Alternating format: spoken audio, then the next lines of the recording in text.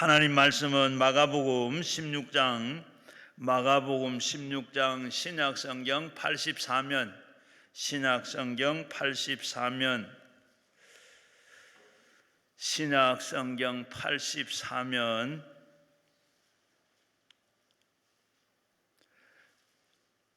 마가복음 16장 1절에서 11절까지 한 목소리로 읽겠습니다. 안식일이 지남에 막달라 마리아와 야고보의 어머니 마리아와 또 살로메가 예수의 바르기 위하여 향품을 사다가 두었다가 안식 후 첫날 매우 일찍이 해 돋는 때에 그 무덤에 가며 서로 말하되 누가 우리를 위하여 무덤의 문을 돌을 돌려 주려 하더니 눈을 들어본즉 벌써 돌이 굴려져 있는데 그 돌이 심히 크더라. 무덤에 들어와서 흰옷을 입은 한 청년이 우편에 앉은 것을 보고 놀라매 청년이 이르되 놀라지 말라. 내가 너희 십자가에서 못 박히신 나사렛 예수를 찾는구나. 그가 살아나셨고 여기에 계시지 아니하니라. 보라, 그들이 두었던 곳이니라. 가서 그에게 제자들과 그에게 이르기를 께서 너희보다 더 먼저 갈릴리로 가시나니 전에 너희에게 말하시던 대로 너희에게 거기에서 배우리라 하는지라. 여자들이 몹시 놀라매 나와 무덤에서 도망하고 무서워하여 아무에게도 말도 하지 못하더라.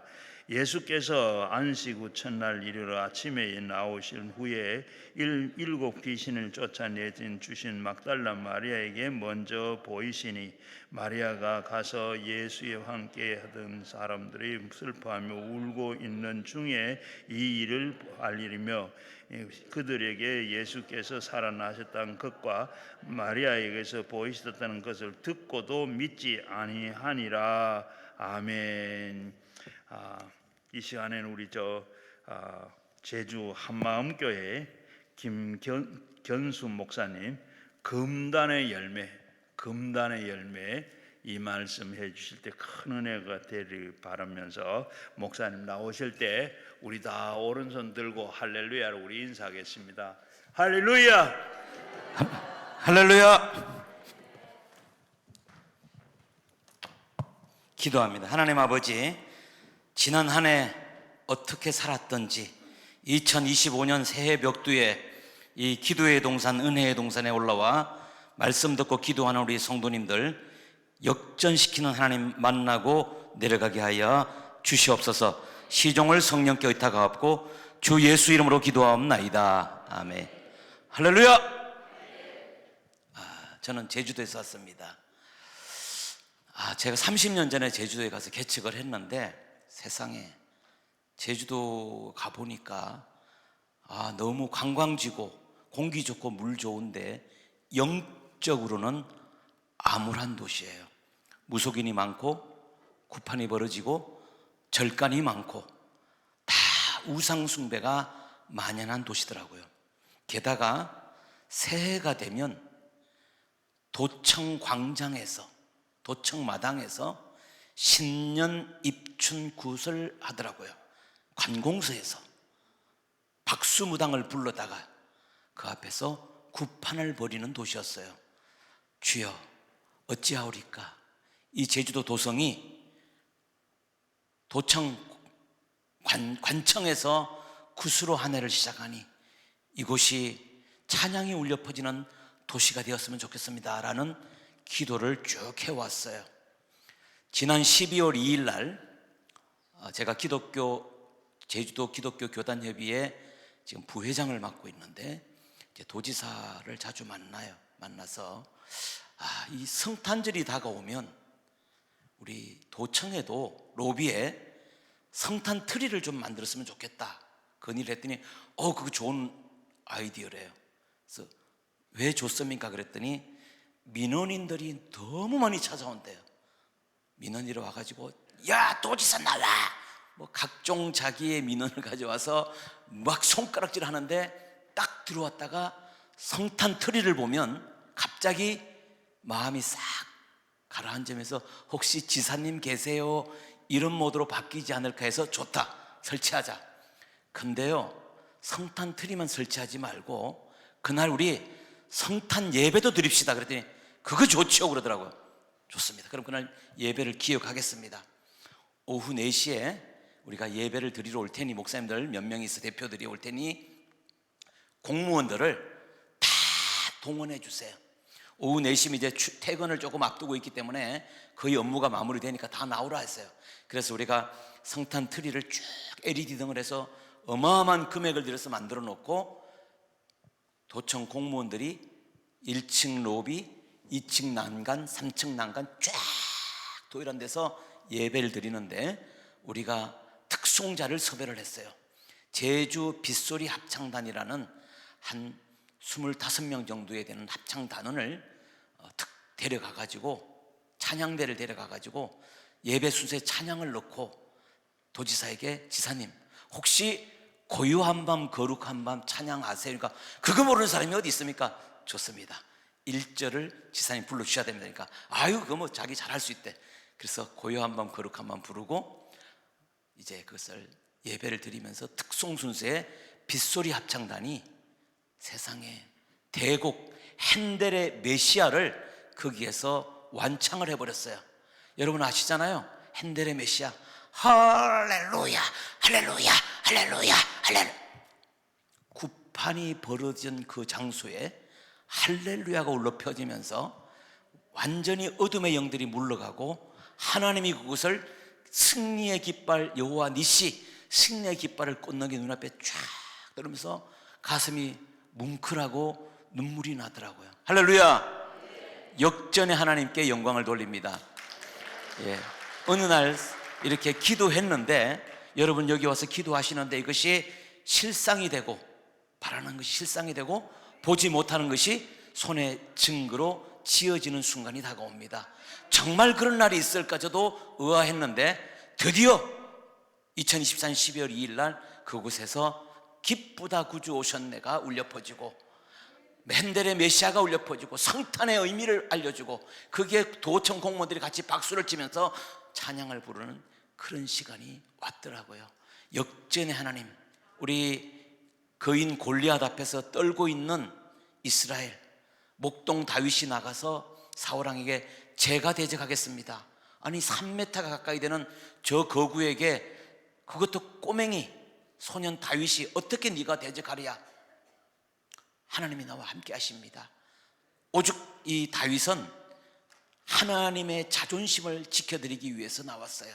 그가 들고 나온 것은 막대기와 물맷돌이었어요. 오죽하면 골리앗이 야, 너 나를 개로 알고 막대기 들고 나왔느냐? 그렇게 그를 희롱할 때 다윗이, 목동 다윗이, 당신은 칼과 단창을 들고 나오거니와 나는 당신이 모독하는, 나는 네가 모독하는 만군의 하나님의 이름으로 나오노라. 전쟁은 하나님께 속한 것이다. 물매를 감아 던졌는데 이 물맷돌이 하나님께서 거기에다 가속도를 실어줘서 정확하게 이마에 박혀서 골리앗을 즉사시키는 대승리, 역전의 승리를 거두었던 겁니다. 바로 이와 같이 기도하는 여러분들은 역전의 용사가 될 수 있는 것은 하나님이 여러분과 함께 하심입니다. 할렐루야. 그 하나님이 눈에 보이지 않아요. 하나님은 영이시기 때문에 가시적인 존재가 아니에요. 물질계가 아니에요. 그러나 실존하셔요. 살아계십니다. 그래서 그분은 이름도 가지고 계시고 우리에게 말씀을 통해서, 계시를 통해서 자신을 나타내 보여주셨어요. 그 하나님께서 아브라함을 바로 많은 민족 중에서 구별해서 본토 친척 아비집을 떠나게 해서 유브라데 강을 건너 완전히 강을 건넌 민족, 과거와 단절된 민족, 히브리 민족으로 하나님이 성별해 주십니다. 그래서 히브리라는 단어가 이 강을 건너왔다, 과거와 단절됐다, 이전의 삶과 결별했다는 뜻이에요. 그래서 하나님께서 그 히브리 민족을 택한 백성, 거룩한 민족, 성민이라고 불렀어요. 그러니까 이방과 히브리 민족은 완전히 다르다. 하나님이 격리시켜서 하나님이 관리하는 백성이다라는 뜻에서 히브리 민족이라고 했고, 택한 민족, 택한 백성, 그렇게 말씀하셨어요. 그 모세를 하나님께서 시내산으로 불러 올려서 40일 금식한 모세에게 10계명 돌판을 주셨는데, 그 돌판에 기록된 내용이 바로 10가지 계명이 있어요. 1번부터 4번까지는 대신계명, 하나님을 향한 계명이라 해서 대신계명, 5번부터 10번까지는 우리 인간들을 향한 계명이라 해서 대인계명이라고 합니다. 그 계명을 보다 보면 네 번째 계명에 하나님께서 안식일을 너희가 거룩히 지키라는 출애굽기 20장 8절에 안식일 준수 명령을 내려요. 이게 경계치예요. 이스라엘 백성과 이방 민족을 구별하는 경계선이 뭐냐? 안식일을 지키라, 안식일을 거룩히 지키라, 이렇게 명령하셨어요. 그들에게 안식일 준수 명령은 금단의 열매입니다. 우리 금단의 열매 하면 생각나는 게 있죠. 에덴 동산의 선악과, 하나님께서 흙으로 사람을 지으시고 그 코에 생기를 불어넣으니 사람이 생명이 되었더라.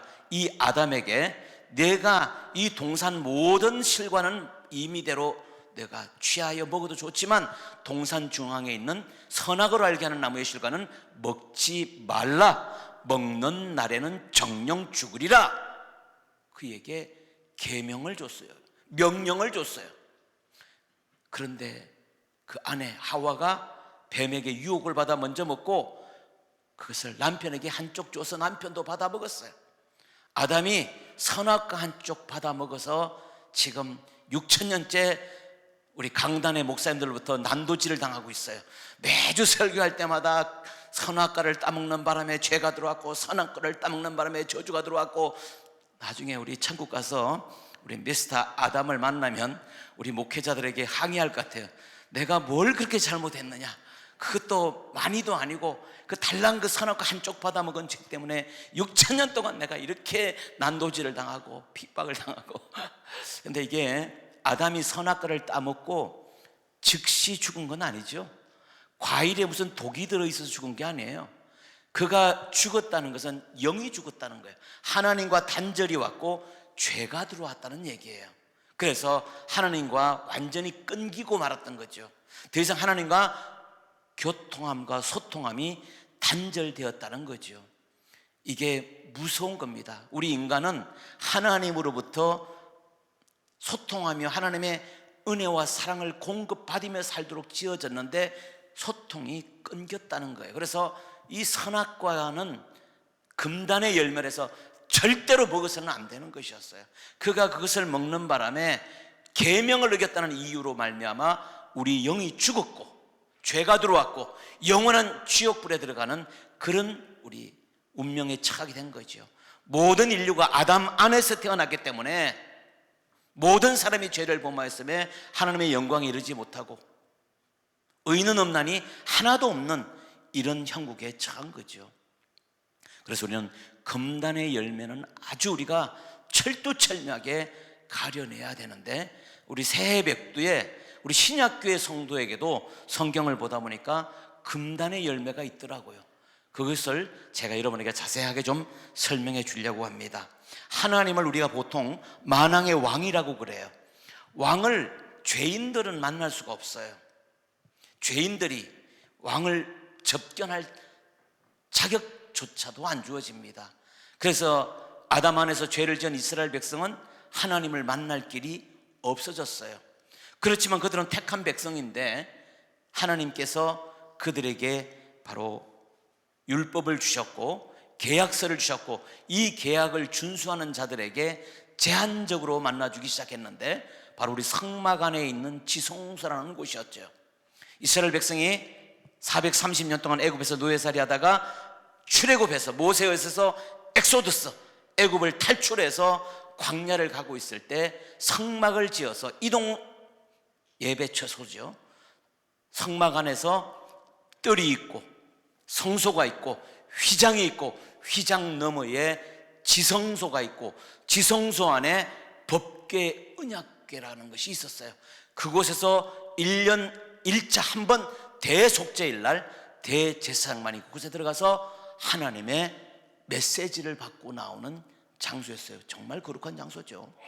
거기를 들어가려면은 번제단에서 양을 잡아 피를 뿌리고 물두멍에서 손을 씻고 성소에 들어가서 7 금초대에 촛불을 켜고 향단에 향을 피우고 떡상에 떡을 진설하고 1년 한 번 대제사장이 그 휘장 가운데, 이 휘장이 얼마나 질긴가, 내가 세계 성막센터에 가가지고 한번 들어본 얘기인데, 이 휘장의 질기는 정도가 1톤 트럭이 양쪽에서 끌어도 저 커튼처럼 쳐진 커튼이 안 찢어진대요. 이게 죄의 담이고 죄의 벽, 하나님과 우리 사이를 가르고 있는 거예요. 그만큼 단절됐다는 거죠. 그 안에 괴짝이 하나 있어요. 이 괴짝의 이름이 다양합니다. 황금괴, 언약괴, 증거괴, 법괴, 이렇게 불러요. 식뒷나무로 만들어서 거기에다 황금을 입혀서 황금괴라고 하고, 하나님의 언약의 돌판이 들어있다 해서 언약괴라고 하고, 하나님이 살아계신 증거가 나타난 데서 증거괴라고 합니다. 하나님의 법이 그 안에 있다 해서 법궤라고도 해요.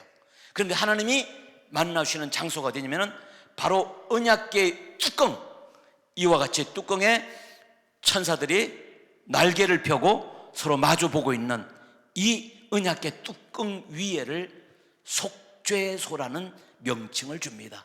속죄소라는 단어는 뭐냐? 죄가 용서받는 장소, 우리의 죄가 용서받는 장소, 속죄소, 시은좌라고도 해요. 하나님의 은혜가 베풀어지는 좌석, 시은좌. 그곳에서 1년 1차 대제사장이 정결례를 행하고 자기가 1년 동안 혹시라도 지은 죄가 있다면 피를 뿌리고 정결케 하고 들어가야, 거룩한 성소에, 거기는 일반인이 들어가면 즉사합니다. 대제사장도 1년 1차 들어가면서 떨면서 들어가요. 두려워서 혹시 내가 속죄 피를 흘리고 정결례를 행했는데 혹시라도 죄가 덜 쌓여진 게 있으면 들어갔다 죽어요. 그러면 죽은 대제사장을 끄집어내러 들어간 자도 죽어요. 그래서 대제사장이 지성소에 들어갈 때는 광목천을 길게 허리에다 두르고 여기에다 원앙소리, 소 목에 다는 딸랑딸랑이를 여기다 차고 광목천을 질질 끌고 지성소 안에 들어가서 법궤 앞에서 하나님 앞에 죄를 구하고 이스라엘의 저주와 기근과 온역과 전쟁 상황을 끌어내기 위해서 하나님 앞에 용서받는 속죄소 앞에, 시온자 앞에 나아가는데 딸랑딸랑 하다 소리가 멈췄어요. 죽은 거예요. 그러면 이걸 끄집어내러 갈 자가 없잖아요. 그래서 허리에 묶여있던 광목천을 땡겨가지고 시신을 끄집어내는 무서운 장소예요. 감히 죄인들이 하나님을 만나는 장소에 죄소함을 받지 못하고 속함을 받지 못한 자가 그곳에 들어간다는 것은 상상도 할 수 없는 거예요. 그래서 구약 때는 다 짐승의 피를 뿌리고 그들의 육체의 환경의 재앙만 막아왔던 거예요. 우리 히브리서 9장 10장에 보면은 염소와 황소의 피가 우리의 영혼의 죄까지는 씻지 못하더라. 육체의 예법만 되어 개혁할 때까지만 맡겨둔 짓이라. 그것은 우리의 육체에 오는 저주와 환경만 끊었지 영혼의 죄는 세상 죄를 지고 하나님의 어린 양 예수께서, 죄 없는 예수께서 오셔서 그의 보혈을 흘려주셔야 영혼의 죄가 사하기 때문에 그 전에 잡았던 양과 소 다 이거는 비유고 하나의 모형이었어요. 예수께서 오실 예표였어요. 그래서 그들에게 하나님께서 명령하신 10계명의 네 번째 계명이 안식일을 거룩히 지키라. 이거는 무서운 계명이에요. 왜? 이방인과 하나님의 백성을 가르는 경계치인데 이것을 지키지 않으면 너희는 내 백성이라고 인정하지 못하고 내가 너희를 보호할 이유가 없다는 거예요. 그래서 안식일을 범하는 자를 가차없이 처단하도록 했어요. 안식일은 지금으로 말하면 월화수목, 하나님께서 6일 동안 천지를 창조하고 제7일에 쉬셨더라. 이 제7일은 여호와의 안식일이라. 하나님이 쉬신 날, 이 날을 복을 주시고 이 날을 여호와의 안식일이라 하였더라. 하나님의 안식일이에요. 그날 하나님이 쉬셨기 때문에 우리도 하나님 앞에 쉬면서 성의를 지키면서 이 천지 만물의 주권자 주인을 기억하고 기념하는 날로 삼으라 했어요. 그래서 안식일은 이스라엘 백성에게 명령한 준수 명령을 내린 그런 계명인데, 안식일의 주된 의미는 하나님께서 천지 창조를 마치고 7일째 쉬셨기 때문에 창조주 하나님, 조물주 하나님을 기억하고 기념하는 날이에요. 따라서 창조주를 기억하라. 기억하래요. 인정하래요. 하늘과 땅과 그 가운데 만유를 누가 만들었니? 하나님이 지으셨습니다. 하나님의 것입니다. 인정하래요. 그래야 내 백성이래요. 우리 많은 사람들이 세상에 살면서 이 공기를 무한 공급을 받고 우리가 호흡을 하잖아요. 우리가 지천에 널려있는 물을 퍼내서 사용하잖아요. 우리가 저 태양의 밝은 태양빛을 누리잖아요. 하나님이 만들어주신 각종 실과 동식물, 어류를 우리가 마음껏 취해서 누리잖아요. 그러면서도 누가 이것을 만들었는지를 고백을 안 해요. 하나님이 하셨대요. 창세기 1장에 보면 다 하나님이 지으셨대요. 하나님이 운행하시고 계신대요. 이거를 인정하는 것, 이것이 바로 하나님의 성일 안식 준수명이에요. 안식일 준수명령. 민수기 15장에 보니까 이스라엘 백성들이 광야 진행 중에 안식일 준수명령을 받고도 어떤 사람이 안식일 날 땔감 나무하러 갔어요. 잡혀가지고 모세와 아론 앞에 끌려 내려왔어요. 어찌하면 좋겠습니까? 하나님 앞에 여쭈었어요. 안식일 날, 그날은 안식일을 성수하고 노동하지 말고 창조주 하나님을 기억하고 기념해야 되는데, 땀을 흘리며 그날 가서 안식일 날 나무를 하다 잡혀온 자를 어떻게 하면 좋을까요? 우리 하나님의 성품은 은혜로우시고 자비로우시고 선하시고 노하기를 더디하신 하나님께서, 아이고 오죽하면 그러겠냐? 자식들 밥 끓여 먹이려니까 땔감이 없었나 보지, 연료가 없었나 보지, 다음부터 다시는 그렇게 하지 말라고 음히 경고하고 봐줘라 이럴 줄 알았더니 저 진 밖으로 끌어내어 돌로 쳐 죽여라. 와, 자비하신 하나님, 자비하신 하나님. 하나님은 공의, 법 적용에는 예외가 없어요. 진 밖으로 끌어내어 돌로 쳐서 죽이래요. 나무하다 붙잡힌 자. 이만큼 하나님이 안식일에 대해서 민감하시고 중요도를 알고 계셔요. 안식일을 지키지 않는 자가 내 백성이 아니라는 거죠. 내가 그를 보호하고 양육할 이유가 없다는 거예요. 그런데 우리 신약교회가 어느 날 보니까 토요일 안식일 날 예배를 드리지 않고 지금 세상 사람들이 말하는 일요일이고 주일날 우리가 교회에서 예배를 드려요. 왜 이렇게 바뀌었지? 물론 이것에 대해서 아시는 분들도 많이 있겠지만 새해 벽두에 왜 안식일이 갑자기 주일로 바뀌었는지에 대해서 여러분에게 이 의미를 모르고 우리가 지킨다면 이건 안 돼요. 절대로 있어서는 안 되는, 여러분에게 성경적인 의미를 좀 자세히 설명을 해드리고, 이 주일이라는 의미가 무엇인가. 예수님이 공생의 당시에 여기에 공생의 3년 하실 때 예수님이 안식일 날 회당에 가서 말씀 전했어요. 가버나움 회당에 들어가서, 유대인들은 안식일 날만 모이거든요. 시나고게라는 그 회당에 모여서 그들이 말씀을 강론하고 하니까 그들을 만나러 가려면 안식일 날 가야 돼요. 그들을 만나러 가려면 회당에 들어가야 돼요. 거기 가가지고 가버나움 회당에서 권세 있는 세교훈이 선포될 때 귀신이 떠나가고 역사가 나타났던 거거든요. 예수님 공생의 활동 당시에만 해도 안식일 날 예수님이 회당을 찾아갔어요. 그런데 예수님이 십자가에 죽으시고 부활 승천하신 이후에, 부활하신 이후에 그 이후에 제자들, 오순절 성령 강림 이후에 12 제자들이 안식일 날 모여 예배드리는 게 아니라 안식 후 첫날 모여서 하나님께 예배를 드리기 시작해요. 이 의미가 뭔가? 이 안식 후 첫날, 오늘 본문 마가복음 16장에 보면은 안식 후 첫날 마리아와 살로메와 바로 막달라 마리아가 예수께 향품을 바르러 갔더니 이미 예수님은 동굴 무덤에 있지 않고 부활하셨더라. 청년 천사가 부활한 것을 알려줬어요. 그럼 예수님이 언제 부활했느냐? 안식일이 아니고 안식일 다음 날, 안식 후 첫날 예수님은 죽음에서 사망 권세 이기고 부활하셨어요. 이날을 안식구 첫날이라 그래요. 따라해보세요. 안식구 첫날. 성경에는 이날을 또 다른 용어로 표현을 해요. 요한계시록 1장 10절에 보면은 사도 요한이 도미티아누스 황제에 의해서 바로 핍박을 받고 탄압을 받아서 밤모섬에 유배되어 가 있다가 주의 날 내가 성령에 감동되어 하나님의 계시를 받게 된다. 그게 보면 주의 날이라는 단어가 나와요. 주의 날에 사도 요한이 밤모섬에서 성령에 감동되어 하나님의 계시를 받는데 주의 날. 따라서 주의 날. 나의 날이 아니라 주의 날이에요. 주인의 날. 임금 주자 주인 주자예요. 왕자 위에 점 찍혔죠. 주의 날. 고린도전서 16장 2절에 보면은 매주 첫날. 따라보세요. 매주 첫날. 한 주가 시작되는 날이에요. 우리가 이 주일이요, 주말이 아닙니다. 세상 사람들은 자꾸 이 날을 일요일을 주말, 토요일 일요일을 주말이라 그래. 안 해요. 토요일은 주말이 많은데 일요일 주일은 첫날, 매주 첫날. 달력 보세요. 맨 왼쪽에 빨간 날, 한 주가 시작된 날이에요. 이날 예수 부활하신 날이에요. 이 주가 매주 첫날, 예수 부활하신 날, 안식구 첫날이에요. 이 날을 주의 날이에요.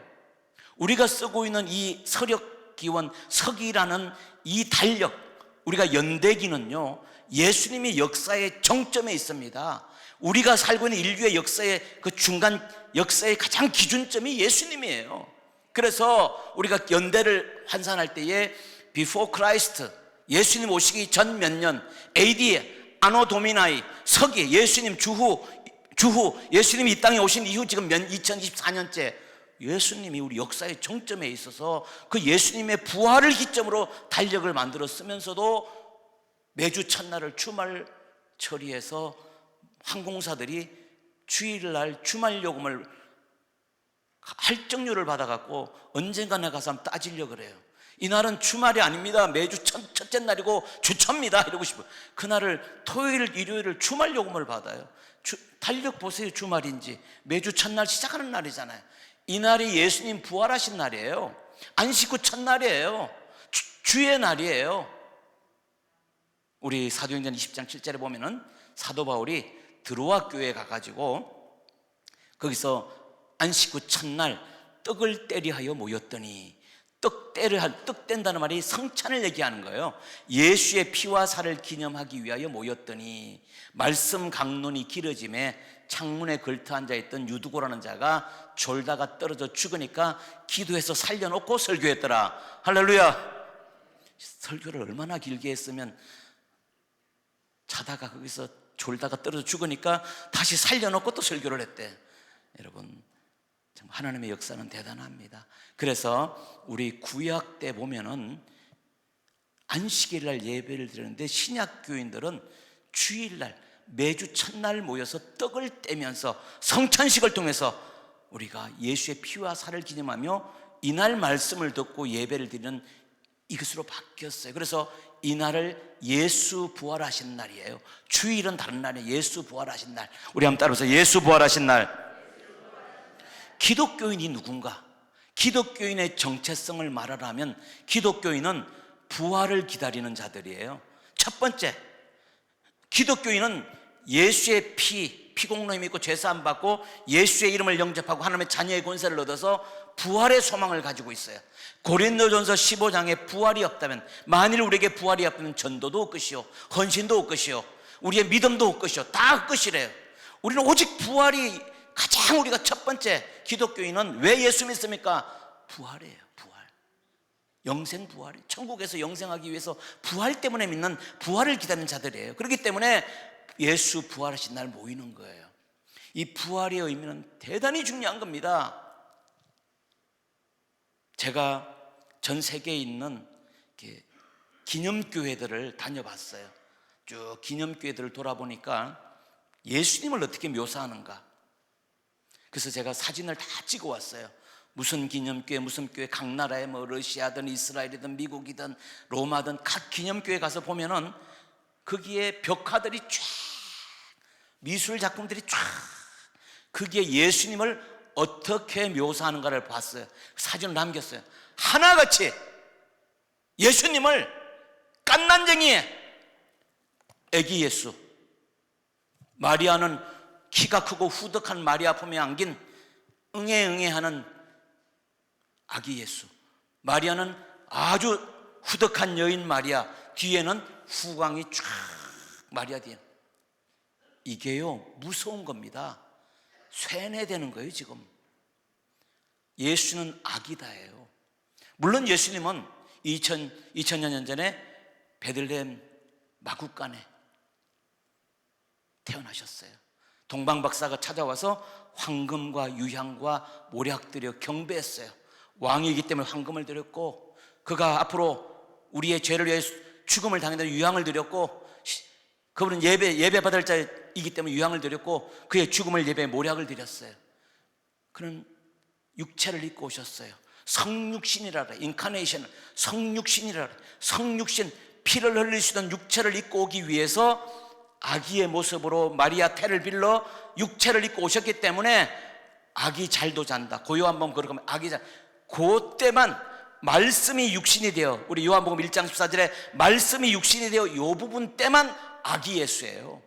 아기 예수라는 표현을 쓴 것은 말씀이신 로고스이신 하나님이신 예수께서 피 흘릴 대속의 피를 흘리시던 육체를 입고 오셨기 때문에 아기 예수예요. 피 흘림 없이는 죄사함이 없대요. 레위기 17장 11절에 생명이 피에 있기 때문에 피가 죄를 속하느니라. 그래서 피를 흘리면 피 흘릴 육체가 필요해서 육체를 입고 오시기 위해서 마리아 태를 빌려 아기 예수로 오셨다. 이걸로 끝이에요. 그리고 공생애 30세에 요단강에서 침례받고 성령이 비둘같이 내려오고 이는 내 사랑하는 아들이요 내 기뻐하는 자니라. 하나님이 음성이 들려오고 공생애를 시작하고 십자가에서 죽으시고 3일 만에 오늘 안식 후 첫날 부활하셨어요. 40일 동안 이 땅에 체류하시다가 감람산에서 하늘로 승천하셨어. 지금은 하나님 영광 우편 보좌에서 처소를 예비하고 우리를 다시 데리러 오시겠다고 약속하신 그 예수. 우리가 믿는 예수는 마구간에 있는 아기 기저귀 차고 있는 오줌 싸고 똥 싸는 예수 아니고, 딸랑이 흔드는 예수 아니고, 젖꼭지 물고 있는 예수 아니고, 십자가에 널브러져 있는 예수 아니고, 부활 승천하시고 하나님 우편 보좌하신 앉으신 승리하신 예수를 믿는 겁니다. 할렐루야.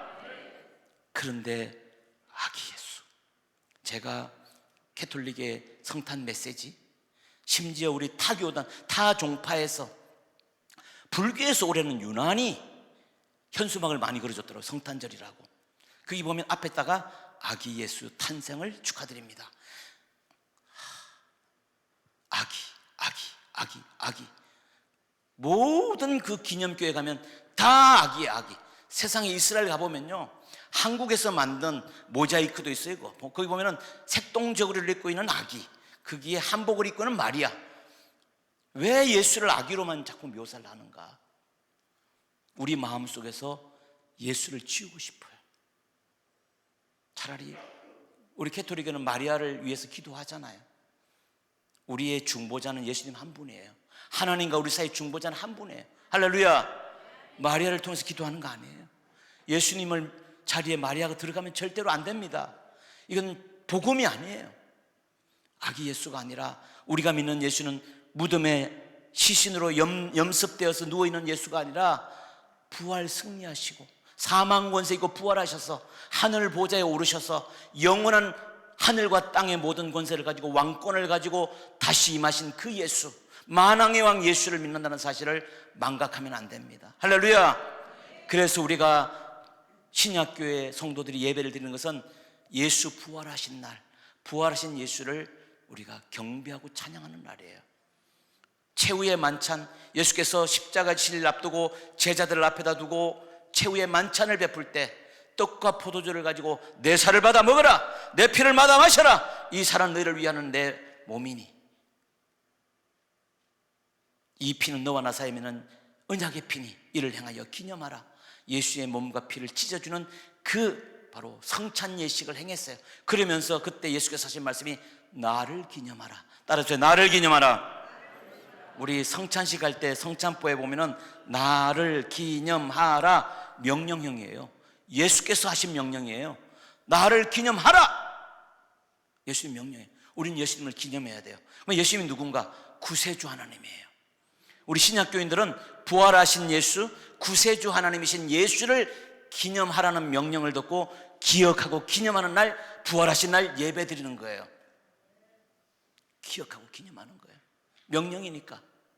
우리 마태복음 17장에 보면 베드로와 야고보와 요한이 변화산상에 예수님과 올라가는 장면이 나와요. 세 제자, 예수님의 지측근 세 제자 베드로와 야고보와 요한이 예수님과 함께 변화산에 올라갔는데, 그때 제자들 눈에 모세가 환상으로 딱 나타나고 엘리야가 나타나고 예수님이 계셔요. 그들의 눈에는요, 모세 엘리야는 정말 막 존경하고 최고의 그들이 존중하는 분이 모세 엘리야거든요. 모세는 자기 민족을 애굽의 바로 왕손에서 끌어내어서 이 가나안 초입까지 40년 세월 가해되온 영적 리더거든요. 엘리야 하면 선지자의 대명사거든요. 이런 위대한 자들이 모세, 엘리야, 예수까지 여기 있으니 이런 황금 조합, 환상의 조합이 없어요. 베드로가 그때 너무 흥분돼서 주여 여기가 조사오니 내가 초막 셋을 집 3칸 장만할 테니 하나는 모세를 위하여, 하나는 엘리야를 향하여 위하여, 하나는 예수를 위하여 지을 테니 우리 여기서 천년만년 여기서 살아보자고 얘기하는 순간 모세와 엘리야는 뿅 하고 사라져버려요. 예수님은 남았을 때 하늘에서 큰 음성이 있어 가로되 너희는 저의 말을 들으라. 너희는 저의 말을 들으라. 이는 내 사랑하는 아들이요 내 기뻐하는 자니라. 이게 요단강에서 예수님이 침례받고 올라올 때 예수님을 향해서 하늘에서 울렸던 예수님의 신분 보장을 했던 그 음성이 변화산상에서도 울려 퍼진 거예요. 너희는 저의 말을 들어라. 따라서 너희는 저의 말을 들어라. 이제 모세 말도 들을 필요 없다. 엘리야 말도 아니다. 너희가 들을 말은 저의 말, 예수 그리스도의 말을 들으면 된다는 거예요. 그 예수님이 나를 기념하래요. 그럼 우리 예수님 기념하면 됩니다. 예수님 부활하신 날, 안식 후 첫날, 매주 첫날, 주의 날, 신령과 진정으로 그물 앞에 예배 드리는 날이 바로 주일이라는 거예요. 이 날이 얼마나 중요하냐? 구약의 안식일보다 중요해. 안식일 날은 예수님은 무덤에 계셨어요. 안식 후 첫날 부활하신 날이에요. 구약의 안식일 준수 명령을 거역한 자를 하나님은 가차없이 처단했거든요.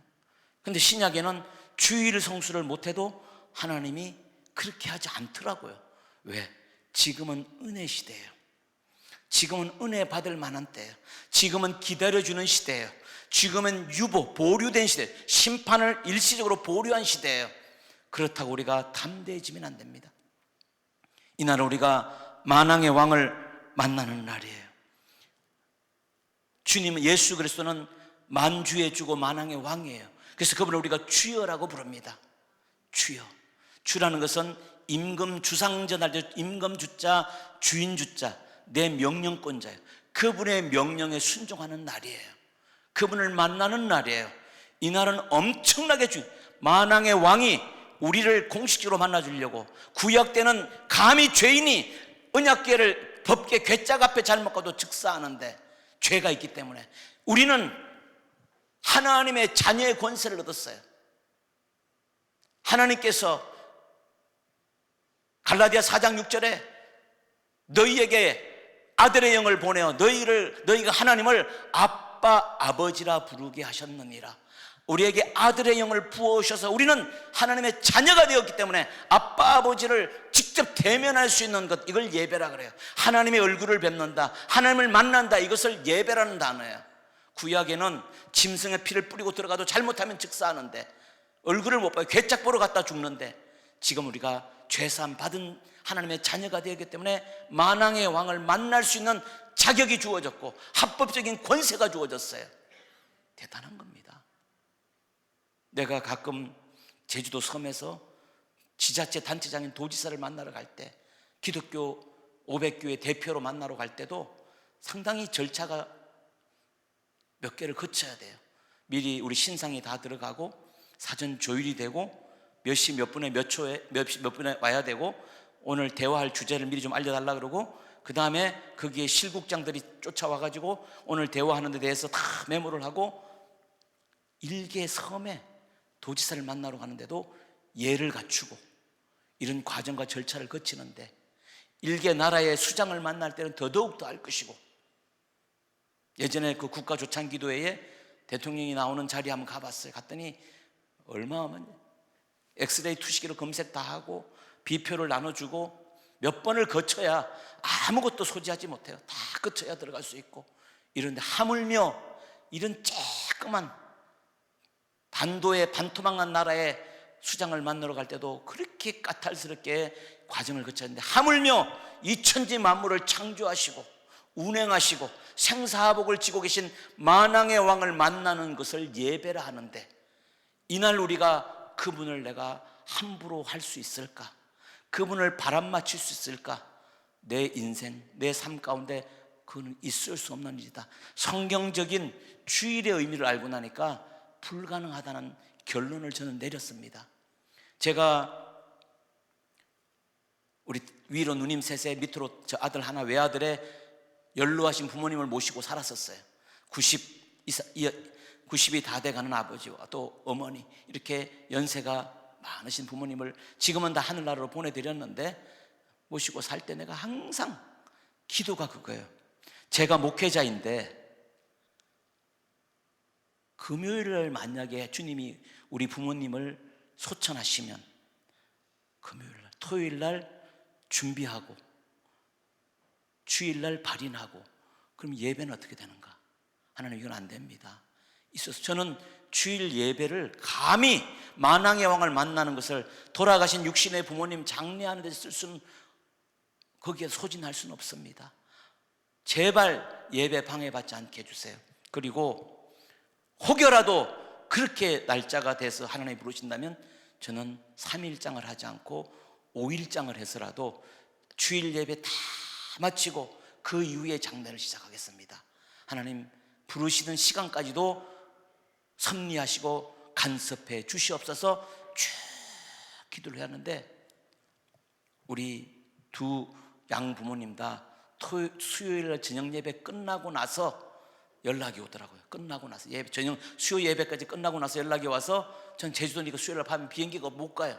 목요일 날 첫 비행기로 가서 목요일 날 SNS로 막 소식을 알리면 목요일 날 목회자들이 거의 다 쉬어요. 목요일 날은 예배가 없어서. 그러면 목회자들이 천국에서 와서 조문을 받고 토요일 날 발인해서 금요일 날 발인해서 장례 치르고 돌아와서 제주도 가서 목요일 날 예배 준비해서 주일 예배 지키고, 우리 부친도 그랬고 모친도 그랬고 두 분 다 수요일 날 그렇게 불러주셔서 금요일 날 마무리를 짓고 토요일 날 교회로 돌아가서 정상적으로 예배를 드릴 수 있도록 하나님이 배려해 주시더라고요. 할렐루야. 이것마저도 기도해야 되겠구나. 이것마저도 기도해. 왜? 나는 이 주일 예배가 너무 소중하니까. 이날은 내가 하나님이 나보다 만왕형이 먼저 와 기다렸는데 내가 그분을 바람 맞힐 수는 없는 거다. 그분 눈에서 나는 나서는 안 된다. 우리 신앙은 하나님과의 관계예요. 신령과 진정으로 예배하라. 하나님은 영이시니 예배하는 자가 신령과 진정으로 예배할지니라. 하나님은 이렇게 예배하는 자를 찾으시느니라. 신령과 진정으로 예배하는 자를 찾으시느니라. 성령과 진리로 예배하는 자를 찾으시느니라. 내가 그 주인공이 돼야 돼요. 여러분, 주일 예배, 주일 성수, 하나님께 드리는 예배를 만홀히 여기지 마세요. 경홀히 여기지 마세요. 목숨처럼 여기세요. 저는 이걸 설교를 합니다. 우리 제주도는 관광지다 보니 우리 성도님들이 주일날이 제일 바빠요. 금요일날 관광객이 몰려와서 주일까지 먹고 마시고 그날 매출이 제일 많이 올라요. 근데 그날 11시 예배 어디로 오려면, 내가 문을 내리면 저 앞집에 경쟁업체가 대박이 나고 우리 손님 다 글로 갈 텐데 이게 안 되는 거예요. 이론적으로는 알면서도, 심정적으로는 알면서도 현찰이 왔다 갔다 하니까 안 되더라. 기도합시다. 지금은 안 되면 기도로 시작하세요. 2년 지나 3년 지나 기도하다가 어느 날 결단을 하고 주일을 쉽니다라고 써붙이고 문을 닫았더니 주중에 주일을 파는 매출의 3배, 4배를 올려주시더라고요. 할렐루야. 우리가 너무 하나님을 우습게 보는 거예요. 하나님이 그렇게 힘도 없고 부족한 분이 아니거든요. 그분이 역사하면, 그분 앞에 우리가 인정을 받으면, 그분을 내가 나의 만물의 주인으로, 나의 구원주로 인정을 하면 그분이 우리를 인쳐주시고 영원토록 우리의 범사를 책임져 주실 텐데, 너무 조바심을 내는 거예요. 그래서 이 신약교회 성도들에게 주일 성수, 주일 예배만큼은 선악과나 마찬가지다. 금단의 열매다. 이날 사사로운 거 하지 말라. 요즘 거의 다 그날 경조사가 많아요. 결혼식이 많아요. 그래서 내가 우리 성도들에게 그런 얘기해요. 주일날 결혼식 청첩장 오고들랑 축의금만 보내고 가지 마세요. 요즘 거기 식사비가 얼만데 내가 물어봐서 결혼식 한데 가지고 여기 식사비 1인분이면 뭐 6만 4천 원 5천 원 5만 원 내고 와서 식사하고 가면요 마이너스 15,000원이래요. 그러면 식사하려면 5만 원 축의금 내면 10만 원 내야겠구나. 근데 5만 원 내고 2명이 와서 먹고 오는 사람들이 있대. 완전 적자래. 열받는데 혼주가. 그러면 만약에 5만 원을 내고 안 나타나면 그거야 완전히 자기들 너무 좋죠. 그냥 그대로. 그러니까 내가 그래, 축의금만 보내고 문자 하나 남겨라. 내가 선약이 있다. 오늘 높으신 분과 선약이 있어서 부득이 참석 못하지만 내가 내 성의와 마음은 전달한다. 그러면 그쪽에서 너무 좋아한다. 그리고 예배 와야지. 왜 예배 올 사람이 그 잔치집에 가가지고 갈비탕 먹고 있고 뭐 그런 거 뜯고 있냐고. 하나님이 그걸 기뻐하겠냐. 다음에 하나님 앞에 가서 천부여 의지 없어서 나 좀 구해주세요 할 때 하나님이 오냐 알았다 하겠느냐고. 그렇지 말고 우리 신앙은 하나님과의 관계가 깨지면 끝나는 거다. 다른 것은 몰라도 하나님 앞에는 잘 보여야 된다. 그 무엇보다도 병원에도 오직 우리 그 종합병원에서 그러더라고요. 주일날 예배를 사모하는 자들이 많은데 교회까지 못 가니 여기 병원에 와서 예배 드릴 수 있습니까? 예배실 만들어주시면 가서 예배 인도하겠습니다. 그래서 오후에 가가지고 환우들 다 내려오라고 얘기했더니 막 휠체어 밀고 오고 막 목발 짚고 오고 붕대 감고 오고 막 사모하는 자들이 그래도 예배 드리러 오더라고요. 그들을 위해서 예배하고 안수해주고 얼마나 좋아요. 그들에게 예배의 기회가 제공된 거잖아요. 우리는 할 수만 있으면 내가 움직일 수만 있으면 기어서라도 갈 수만 있으면 나는 하나님과의 만남을 내가 바람막치거나 그것을 깨지 않겠다. 내 평생 이건 있을 수가 없다. 이걸 만홀히 여기지 않겠다. 우리 에서가 장남인데 아브라함의 복이 아브라함이 본토 친척 아비집을 떠날 때 순종하는 믿음을 보시고 하나님이 너는 복의 근원이 될지니라. 복의 근원 원천 샘이 되어서 네가 축복한 자는 내가 복을 주고 너를 저주하면 내가 저주를 내리다. 이런 전무후무한 복을 아브라함이 받아서 이삭에게 주었고 이삭이 눈이 얻어서 말년에 이 하나님께 받은 이 복의 권리 이거를 자식에게 넘겨주려고 그래도 장남에게 줘야지. 그래서 에서야 너는 사냥하는 아이니 내가 너를 축복할 테니 가서 별미를 만들어 와라. 사냥해서 내가 기분이 흐뭇할 때 복을 빌어주면 그 복이 하나님의 복이 우리 아버지를 타고 내려왔던 하나님의 복이 나를 통해서 너에게도 임할 것이다. 그때 아내 리브가가 하나님께서 받은 계시가 있어요. 작은 자가 큰 자가 작은 자를 섬기리라. 이걸 마음 두고 있었기 때문에 야곱을 부추겨서 양을 잡아서 에서라고 변장시켜서 이게 사냥해 온 거라고 별미를 만들어서 야곱이 축복 기도를 받았잖아요. 나중에 에서가 자기의 권리가 야곱으로 다 이양된 걸 알고 히브리서 11장 믿음장에 보면 에서가 나중에 그 복을 받아보려고 눈물을 흘리며 구하였지만 기회를 얻지 못하였더라. 기회가 안 주어졌어요. 이전에 그런 사건이 있잖아요. 에서가 사냥해서 야곱은 팥죽 끓이고 에서는 사냥해서 와서 배가 고파. 동생아 야곱아 그 팥죽 나 좀 다오. 형 나도 배고파. 나도 먹어야 돼. 그 놔줘. 나 너무 배고파. 형 내가 먹으려고 한 거잖아. 그 놔줘. 야곱이요 복에 대한 대단해요. 이 하나님의 복에 대해서 사모함이 대단해요. 형 그럼 그 장자의 명분 나한테 넘겨. 가져가. 아이고 그까짓 거 필요도 없어. 뭐 그게 무슨 돈이 되냐 뭐가 되냐. 에서는 장자의 명분을 경홀히 여겼더라. 장자의 명분이요 하나님의 복의 약속을 현찰이 아니고 눈에 보이지 않는다고 만홀히 여겼다가 나중에 결국 야곱이 그 복을 다 받아서 거부가 되어서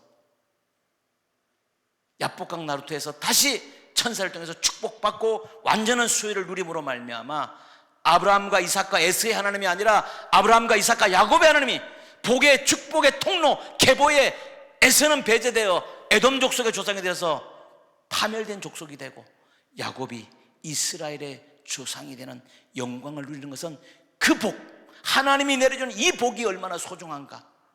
여러분, 예배 시간에 하나님이 여러분에게 복을 주십니다. 은혜를 주십니다. 이거를 우습게 보면 안 돼요. 축도할 때, 목회자가 축도할 때 우수의 장수와 좌수의 부귀영화를 주는 거예요. 하나님의 받은 권리로 복을 내릴 때 아멘으로 받아야 됩니다. 이삭이 자기 아들 장남에게 주려고 복을 주려고 할 때 눈이 어두워서 장남인지 차남인지 구분도 안 가나 그의 손끝을 통해서 축복한 복은 야곱을 통해서 흘러내린 거예요. 야곱이 창세기 49장 보면은 말년에 기력이 쇠했어요.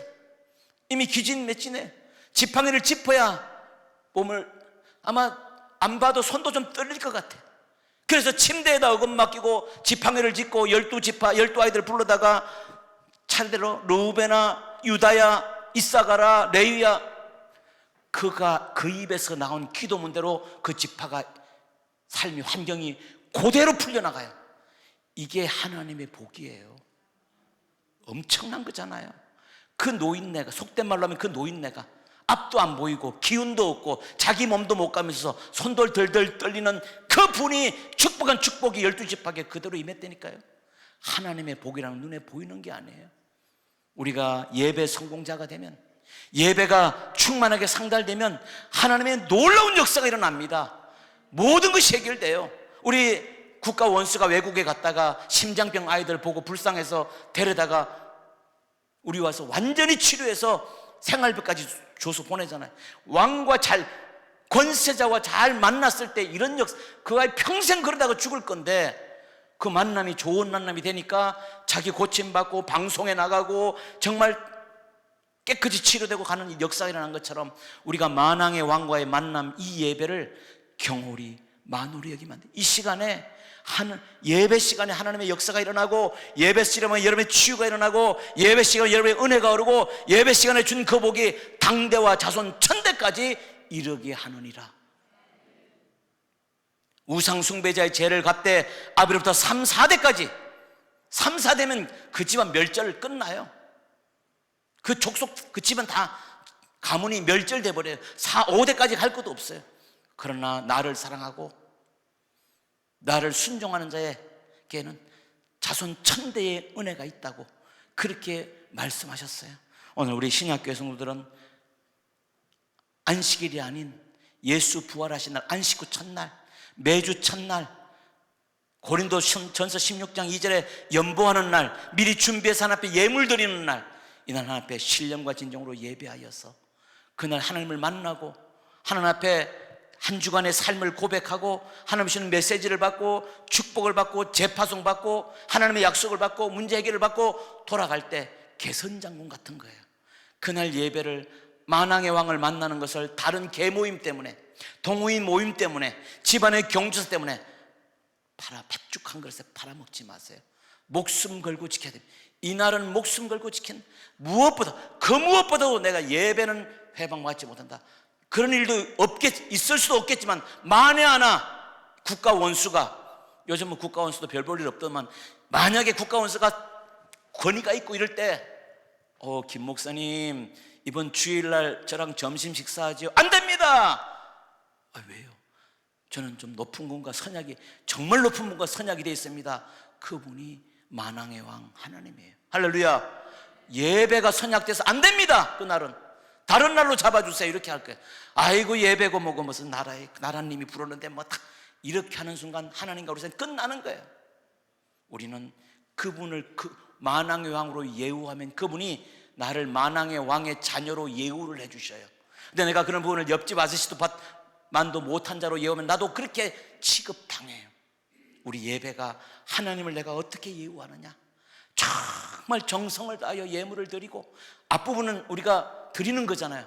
지난 한 주간 동안에 우리가 세상에 나가서 영적 전투의 현장에서 획득한 전리품들을 가지고 오잖아요.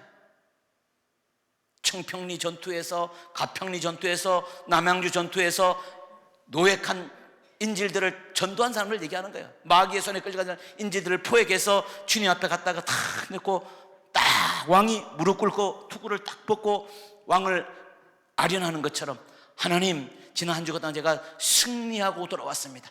역전에 하나님이 도와주셔서 승리하고 돌아왔습니다. 영광받아 주시옵소서. 앞부분에 우리가 찬송과 경배, 감사 예물, 봉헌, 메시지부터는 하나님이 우리에게 부어주는 거예요. 이제는 축복의 시간이에요. 그리고 마지막 축도를 통해서 우리를 재파송하잖아요. 이게 얼마나 영광스러운 시간이고, 이거는 우리 일생에 이런 감격이 없어요. 옛날에 짐승 잡아서 만날 수가 없었던데 독생자의 피값과 하나님의 독자의 피값과 맞먹어서 우리에게 하나님의 낯을 뵙고 하나님을 만날 수 있는 기회를 만들어줬는데 사사로운 일 때문에 만날 수 없다고, 바빠서 오늘은 예배가 안 된다고요? 하나님 시험 들고 하나님이 상처받으면요 우리 영원히 돌이킬 수 없어요. 팥죽 한 그릇 바꿔치기 해가지고 거기까지 장자의 명분 너 나가죠. 나는 팥죽이 중에 내 코가 석자고 내 배가 고픈데 장자의 명분 따위 지금 나한테 아무 소용이 없어. 당장 필요도 없어. 유익을 안 줘. 가져. 그게 끝난 거예요. 거기서 아브라함과 이삭과 에서의 하나님이 끝난 거예요. 야곱의 하나님이 된 거예요. 우리가 예배를 소중히 여기셔서, 예배를 목숨처럼 여기셔서 예배를 건성건성 형식으로 드리지 말고 신령과 진정의 예배가 하늘 보좌에 상달되면 하나님이 폭포수처럼 부어주는 그 은혜와 복, 그 사랑을 내가 다 받고 내 자손 때까지 물려줄 수 있습니다. 오늘 이 은혜의 동산 강남금식기도회 새해벽도에 올라와서 기도하시는 분들, 우리 구약의 안식일이 왜 신약의 주일이 했나요? 나도 잘 몰라요. 그러지 말고 이제 오늘 들었잖아요. 예수 부활하신 날이에요. 오순절날 성령 강림도 안식구 첫날 이날 강림했어요. 교회 태동도 이날 된 거예요. 이날 우리가 모여서 만왕의 왕을 뵙고 그분의 사랑과 복을 누리는 시간인데 이 권리를 나는 일평생 포기하지 않겠다, 소중히 여기겠다, 이렇게 나와서 기도하고 하나님의 얼굴을 뵙는 이 시간이 내 삶 중에서 가장 행복한 시간이고 가장 가치 있는 시간이고 가장 고귀한 시간이다. 이 고백을 가지고 일평생 예배 상달자로, 예배 성공자로 살아가시기를 예수 이름으로 축원합니다. 우리 시간 주여 일창하고 기도하실 때, 주여 우리 구약의 안식일이 신약의 이와 같이 아버지 하나님 주일로 예배하는 날로 바뀌었다는 사실을 알았습니다. 이 주일이 얼마나 소중한 날인지, 만왕의 왕께서 먼저 좌정하셔서 우리를 기다리고 계시고 우리에게 모든 죄와 허물을 용서해 주시고 복과 은혜를 주시기 위하여 먼저 와서 대기하고 있는 만왕의 왕이 먼저 기다리는 시간에 내가 사사로운 일로 그것을 아버지 하나님 만으로 여기거나 경으로 여기지 않게 하시고 최상의 예배를 드리게 도와주시고 신령과 진정의 예배로 상달케 하여 정말 복 있는 자로 살아가는 우리 강남 금식기도원에 오신 성도님들에게 해 주시옵소서. 주여 한번 부르고 기도합니다. 주여!